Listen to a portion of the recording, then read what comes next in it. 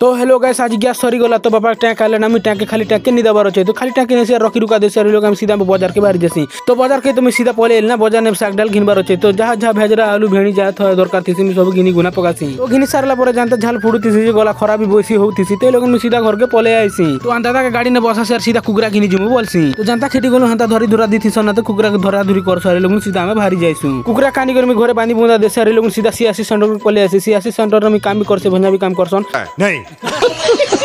तो आम मामू भंजा बाहर जीजु धर्मगढ़ पैसा आनबार अच्छे और भी आनबार अच्छे तो लोग सीधा देखो वर्षा वर्षा तो बहुत चीज होचे आम धर्मगढ़ जाऊ देखो केंता पेन वर्षा मारुछे आम तो बाटे देखी सुना गो तो वर्षा के कम लगे सीधा धर्मगढ़ पले आनु तो ओषो दुकान उनाबार अच्छे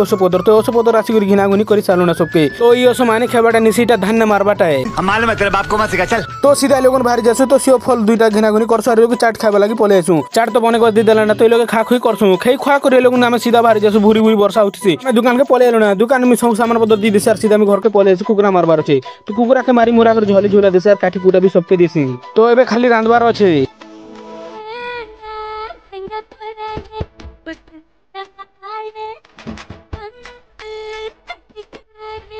साग सुगे ही गला तो भात भूति काटा कुटी कर सब लोग खा खुई करूछु तो इतने वीडियो को रखुचा टाटा बाय बाय।